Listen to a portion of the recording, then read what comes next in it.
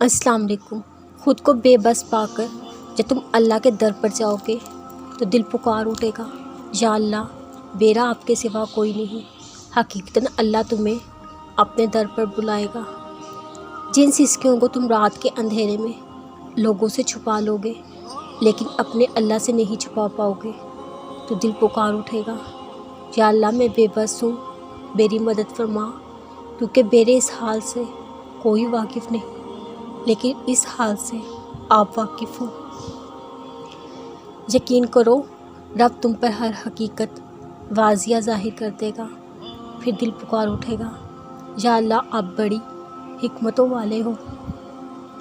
یقین کرو لوگوں کے لاکھ دھتکارنے پر بھی اللہ تمہیں نہیں دھتکارے گا، پھر تمہارا دل پکار اٹھے گا، یا اللہ آپ بڑا رحم کرنے والے ہو، یا اللہ آپ کا شکر ہے۔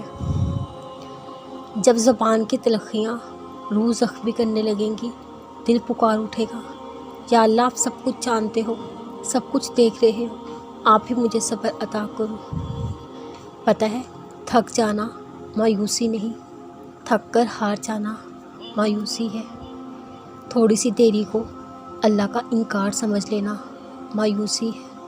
کیا معلوم اس دیری میں ہی تمہارے لیے خیر ہو۔ یہ سوچنا مایوسی کہ جب کسی نے مجھے معاف نہیں کیا، میرا رب بھی مجھے معاف نہیں کرے گا۔ کیا تم جانتے نہیں وہ درگزر پردہ پوشی کرنے والا ہے، پھر وہ تمہیں کیوں معاف نہیں کرے گا۔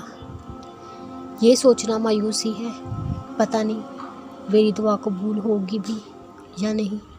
کیا تم جانتے نہیں تم جس سے دعا کر رہے ہو وہ المجوب ہے، یعنی دعاؤں کو سننے قبول کرنے والا۔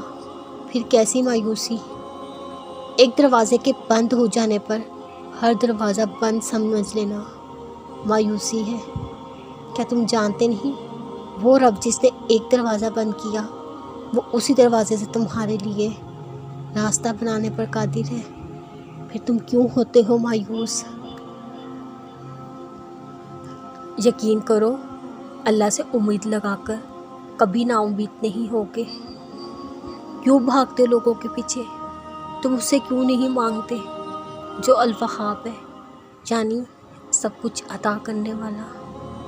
تم اس سے ہدایت کیوں نہیں مانگتے جو الہادی ہے، یعنی سیدھا راستہ دکھانے اس پر چلانے والا۔ تم اپنا معاملہ اس کے سپرد کیوں نہیں کر دیتے جو سراپا ہے انصاف کرنے والا۔